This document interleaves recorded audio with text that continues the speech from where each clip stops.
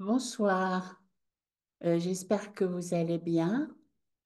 Je m'appelle Valériane et ce soir, on va parler de liberté du cœur. Et c'est deux mots qui sont pas très souvent associés en fait. Et je trouve ça assez intéressant de les associer parce que quand on pense à la liberté, on pense beaucoup plus à la liberté d'action. On pense à la liberté politique, la liberté physique. Or, pour moi, cette liberté, elle commence en réalité dans cette sphère spirituelle et des sentiments. Et donc, peut-être la première chose à considérer, c'est se dire que euh, dans la mesure où on est capable de regarder notre intériorité, eh bien, on est capable de comprendre petit à petit euh, où est-ce que nous ne sommes pas libres.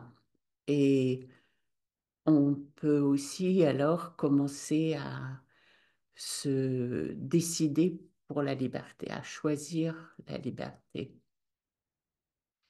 Alors, tout d'abord, je me disais que ce qui serait intéressant, c'est de parler du cœur, parce que, en fait, très souvent, quand on parle du cœur, on est un peu dans la nébuleuse, on se demande où est le cœur.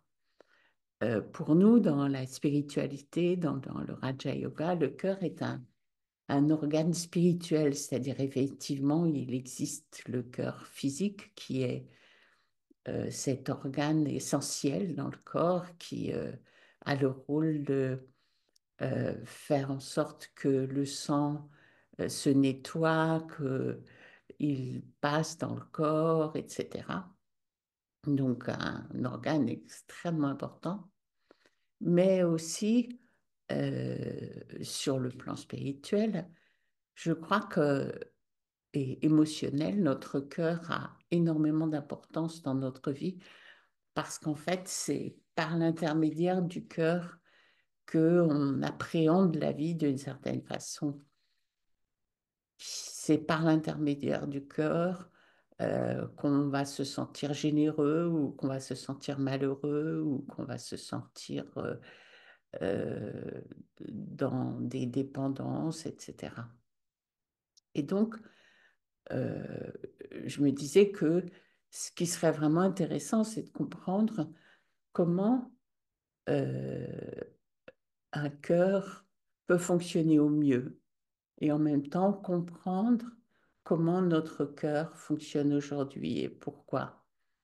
Alors peut-être que la première chose, c'est de se dire que, euh, en fait, notre cœur, c'est-à-dire ce qu'on aime, ce à quoi on accorde de l'importance, ce qui nous semble essentiel dans la vie, c'est très souvent basé sur, d'un côté, une analyse de la vie, mais de l'autre aussi toutes nos expériences passées. C'est-à-dire que chacun d'entre nous a en fait accumulé énormément d'expériences.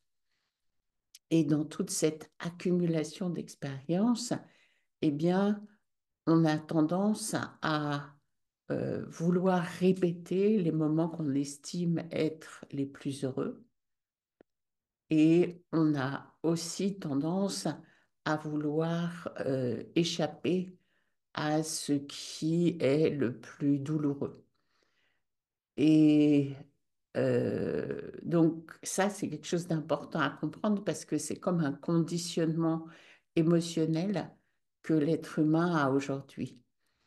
Et quand on réagit émotionnellement, et tous on réagit émotionnellement, eh bien, on va avoir tendance à réagir en fonction justement de cet état euh, de fabrication, cet état qu'on a créé à l'intérieur de nous en fonction de nos mémoires, en fonction de tout ce qui nous est arrivé. Et donc, c'est pour ça, par exemple, que on peut voir que il y a tout un côté qui peut avoir tendance à un côté un peu addictif, c'est-à-dire ce que j'estime être agréable, eh bien je le recherche, et ce que j'estime être désagréable, je le fuis. Or, la spiritualité, en fait, ce que ça nous donne, c'est la conscience d'être maître à bord. C'est-à-dire que on a conscience, alors, quand on comprend qu'on est un être spirituel, on comprend que c'est nous qui créons nos pensées, que c'est nous qui créons nos émotions, que c'est nous qui créons nos sentiments, que c'est nous qui créons aussi nos actions, qui créons la façon dont on interprète la réalité. On crée aussi l'analyse qu'on a de la vie. Eh bien, en fait, on est dans un processus de création constant. Et la spiritualité, en fait, ce que nous, dans le Raja Yoga, on cherche à faire, mais je pense que dans beaucoup de traditions spirituelles, ce que les gens cherchent à faire, c'est justement être la meilleure version d'eux-mêmes possible. Et par rapport à ça, eh bien, comment arriver à être cette meilleure version de soi-même sur le plan du cœur.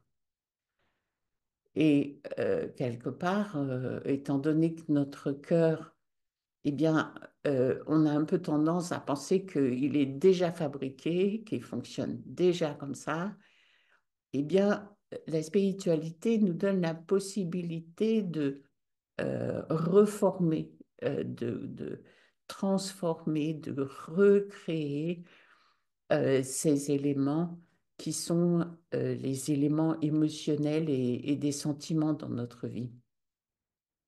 Et par rapport à ça, donc, si je prends conscience que je suis en train de créer la tristesse que je ressens, ou je suis en train de créer la joie que je ressens, eh bien, je peux alors arbitrairement décider que je préfère être heureuse et je peux à ce moment-là commencer à observer pourquoi et comment mon bonheur diminue pour arriver à consciemment recréer en moi ou créer en moi des mécanismes de bonheur, de générosité, d'amour, de paix, de sérénité, de compassion. Et quelque part, ça, c'est un peu le rôle que joue la méditation dans la vie spirituelle des yogis, puisque quand on cherche à méditer, quand on veut méditer, ce qu'on veut faire, c'est euh, arriver à se positionner comme un roi dans son royaume et prendre les rênes de nos organes spirituels, c'est-à-dire créer des pensées, créer des sentiments, retrouver un potentiel qui est présent spirituellement et de plus en plus arriver à vivre ma vie du point de vue de ce potentiel, depuis ce potentiel.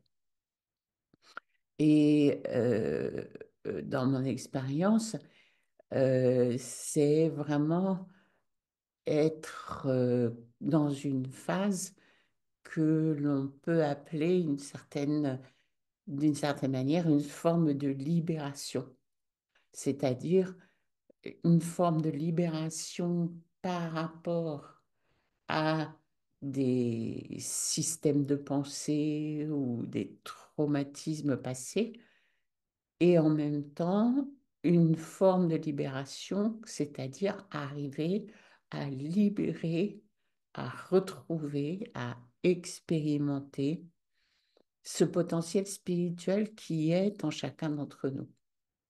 Donc c'est quelque part une aventure, une décision et beaucoup de courage aussi parce que il faut accepter de voir nos erreurs intérieures, nos erreurs spirituelles, notre façon d'agir qui nous fait du mal et comprendre que je peux le changer. Mais d'abord, je dois le comprendre.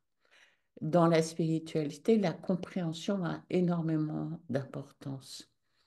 L'observation de soi a énormément d'importance parce que c'est grâce à cette compréhension et grâce à cette observation que je vais pouvoir redonner de la force ou donner de la force à des aspects positifs.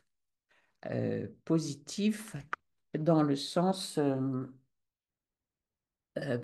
puissant aussi, à des aspects euh, spirituellement euh, importants de ma personnalité.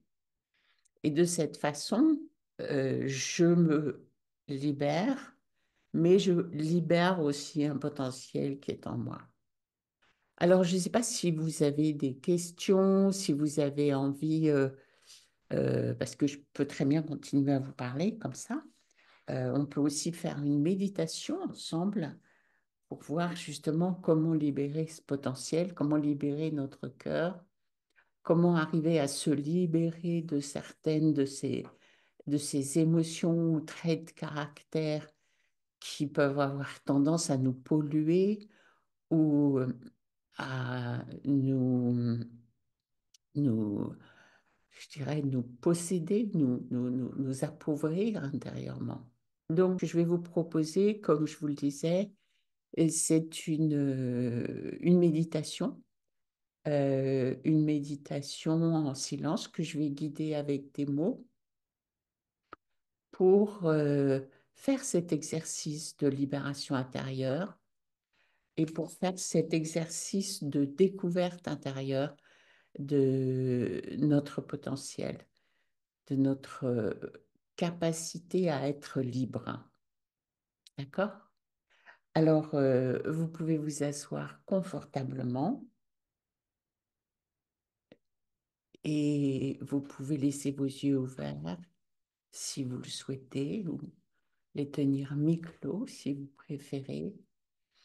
Et tout d'abord, je vais passer un petit moment à respirer, à inspirer de l'air, à laisser cet air pénétrer mes poumons, cet air nouveau qui va oxygéner mon sang et mon cerveau. Et quand j'expire consciemment, je laisse s'échapper de moi la partie de la respiration dans l'expiration qui a besoin de sortir.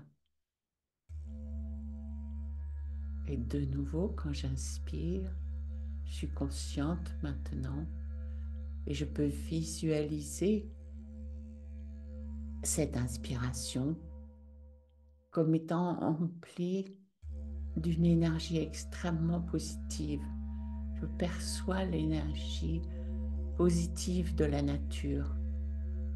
Je perçois l'oxygène et tous les éléments importants qui vont pouvoir pénétrer mon corps et le nourrir, l'abreuver. Et quand j'expire, je vais laisser sortir de moi l'énergie qui doit sortir de mon corps, mais je vais l'emplir consciemment de douceur, de compassion, d'amour. Et maintenant, je vous propose de rentrer dans votre univers intérieur, dans votre monde intérieur, de devenir conscient de ce potentiel qui vous habite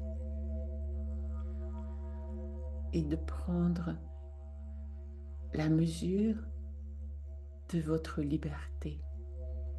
Chacun d'entre nous a un potentiel de liberté, de créativité, de force qui est là,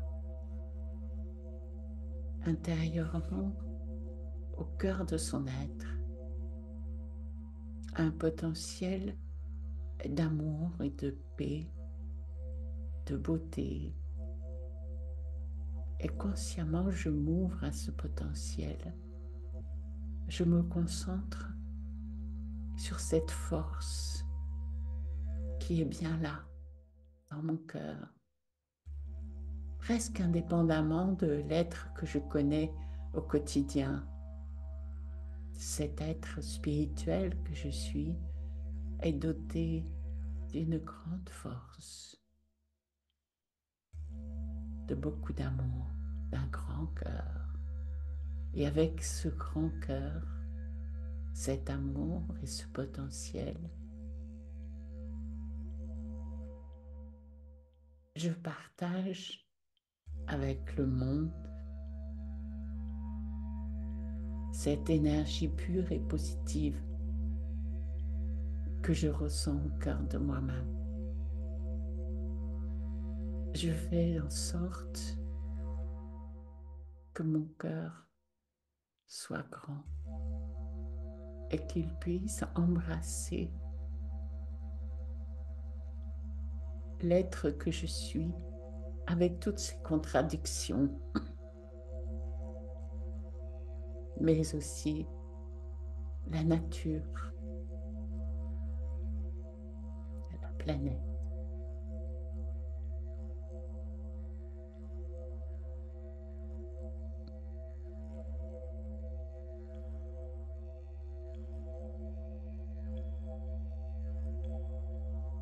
Dans cet espace auquel je goûte, je prends la mesure de ce potentiel de liberté qui est en moi. Je prends mesure de la force qui est en moi. Et je prends aussi conscience de l'univers spirituel qui existe et dans lequel je peux pénétrer et ressentir la force et la beauté, la pureté et l'amour de la source d'amour. Et mon cœur devient libre, grand, paisible.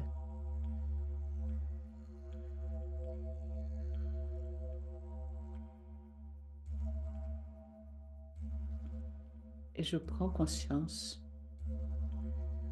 que lorsque je le veux, je peux retourner dans cette conscience, dans cet espace, dans cette dimension.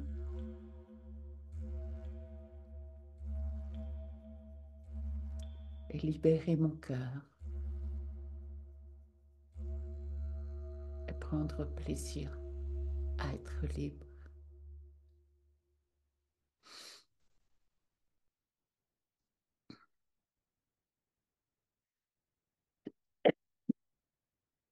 Bien, je vous remercie d'avoir participé à ce moment de silence.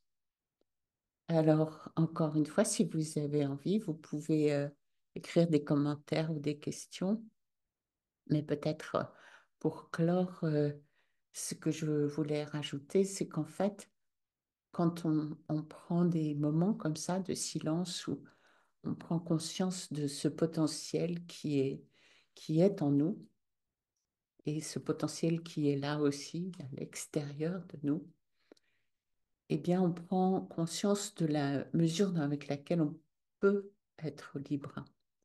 On peut générer de la liberté. Et pour cela, ce qui est très important, c'est de se souvenir qu'on est tous conditionnés. Et donc, si je suis conditionnée, dans un sens, je prends conscience de tout ce potentiel, mais dans un autre, je suis attentive à ces façons dont je peux perdre ma liberté et dont je peux à nouveau me retrouver enchaînée par des émotions, des sentiments ou des relations qui sont compliquées. Alors, il y a quelqu'un qui vient de poster une question, donc je vais vous la lire, ou c'est peut-être un commentaire. Lorsque je me rends compte de ce que j'ai échoué à cause de mon passé, ça me fait peur et j'aimerais savoir comment observer sans peur, car ça m'empêche d'être libre. Eh bien oui, c'est vraiment une belle phrase qui, qui a vraiment beaucoup de vérité. Et je pense que quand je vous parlais des émotions, la peur, c'est un des champs émotionnels qui est vraiment les plus durs pour la conscience. Parce que quand on se laisse pénétrer par la peur, eh bien, on perd vraiment conscience de tout notre potentiel. On perd la mesure de notre beauté parce qu'on se laisse happer par la négativité et la peur. Donc, ce qui est vraiment important, c'est de voir que oui, effectivement, le passé, les problèmes, les échecs, les failles, toutes ces choses, c'est une réalité, mais à partir de laquelle on peut apprendre à se comprendre. Et donc, pour moi, la peur, c'est comme quelque chose qui peut être très petit en réalité, mais quand on se laisse fasciner par la peur, on la rend très, très grande. C'est comme si tout à coup, elle va se mettre à dominer dans notre personnalité. Donc, ce qui est très important, c'est de s'observer et d'observer la peur comme la manifestation de notre conscience, mais comme une manifestation, je dirais, maladive.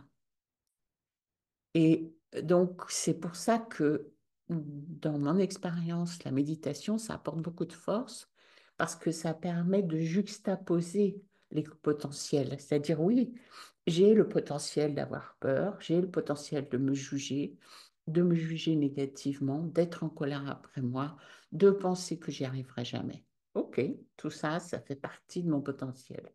Mais j'ai aussi la possibilité d'être libre.